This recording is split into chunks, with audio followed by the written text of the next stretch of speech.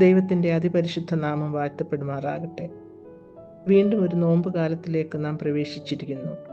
ഉപവാസത്തിൻ്റെയും പ്രാർത്ഥനയുടെയും മാനസാന്തരത്തിൻ്റെയും ഈ കാലം നമ്മുടെ ആത്മാവിൻ്റെ നവീകരണത്തിനായി നമുക്ക് വിനിയോഗിക്കാം.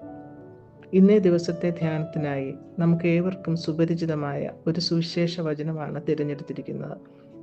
ലൂക്കോസ് 15:20. അവൻ എഴുന്നേറ്റ് അവൻ്റെ അപ്പൻ്റെ അടുക്കൽ പോയി. ദൂരത്തുനിന്ന് തന്നെ അപ്പൻ അവനെ കണ്ടു മനസ്സലിഞ്ഞ് ഓടിച്ചെന്ന് അവൻ്റെ കഴുത്ത് കെട്ടിപ്പിടിച്ച് അവനെ ചുംബിച്ചു. ഇത് നമുക്ക് ഏവർക്കും അറിയാവുന്ന ധൂർത്തപുത്രൻ്റെ ഉപമയിലെ പിതാവിൻ്റെ സ്നേഹമാണ്. ദൈവത്തിൻ്റെ അതീവ കരുണയെക്കുറിച്ചാണ് ഈ വചനഭാഗം നമ്മെ പഠിപ്പിക്കുന്നത്. നമ്മിൽ പലരും ദൈവഹിതത്തിൽ നിന്ന് വിട്ടുപോയവരായിരിക്കാം. ജീവിതത്തിൻ്റെ തിരക്കുകൾ, മിഥ്യാഗർവം ഇവയൊക്കെ നമ്മെ പാപത്തിലേക്ക് തള്ളിയിരിക്കാം. എന്നാൽ നമുക്ക് ഒരിക്കലും മറക്കാനാകാത്ത സത്യമാണ് ദൈവം നമ്മെ തിരികെ സ്വീകരിക്കാൻ എപ്പോഴും തയ്യാറാണ് എന്നുള്ളത്. നഷ്ടപ്പെട്ട മകനെ കണ്ടപ്പോൾ അപ്പൻ എന്തു ചെയ്തുവോ അതുപോലെയാണ് നമ്മുടെ സ്വർഗീയ പിതാവിൻ്റെ മനോഭാവം. നോമ്പുകാലം മാനസാന്തരത്തിൻ്റെയും പിതാവിൻ്റെ സന്നിധിയിലേക്കുള്ള തിരിച്ചുവരവിൻ്റെയും സമയമാണ്.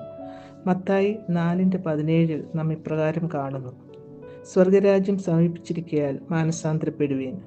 ഇന്ന് നമ്മോടുള്ള ദൈവത്തിൻ്റെ ആഹ്വാനവും ഇതുതന്നെ. യഥാർത്ഥ മാനസാന്തരത്തിനായി നാം പ്രാർത്ഥിക്കണം, കുമ്പസാരിക്കണം, മനസ്സിൻ്റെ പരിവർത്തനം നേടണം. നമ്മുടെ ദൈവം ക്ഷമിക്കുന്ന ദൈവമാണ്.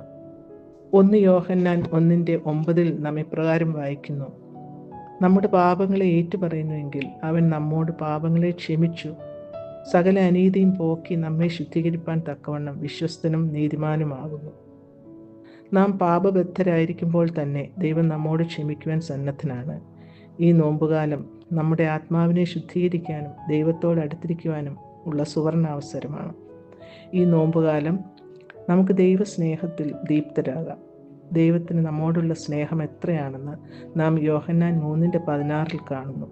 തൻ്റെ ഏകജാതനായ പുത്രനിൽ വിശ്വസിക്കുന്ന ഏവനും നശിച്ചു പോകാതെ നിത്യജീവൻ പ്രാപിക്കേണ്ടതിന് ദൈവം അവനെ നൽകുവാൻ തക്കവണ്ണം ലോകത്തെ സ്നേഹിച്ചു. ഈ സ്നേഹത്തിന് പരിധിയില്ല. ഈ സ്നേഹം നമുക്ക് പകരേണ്ടത് മറ്റുള്ളവരോടുള്ള സ്നേഹമാണ്. ദൈവത്തെ സ്നേഹിക്കുന്നവൻ സഹോദരനെ സ്നേഹിക്കേണ്ടതും അനിവാര്യമാണ്.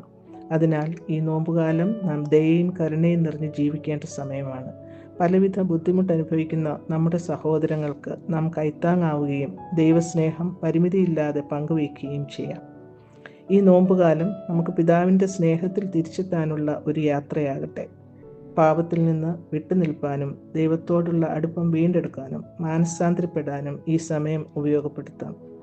അതിനായി ദൈവം നമ്മെ ഏവരെയും അനുഗ്രഹിക്കട്ടെ.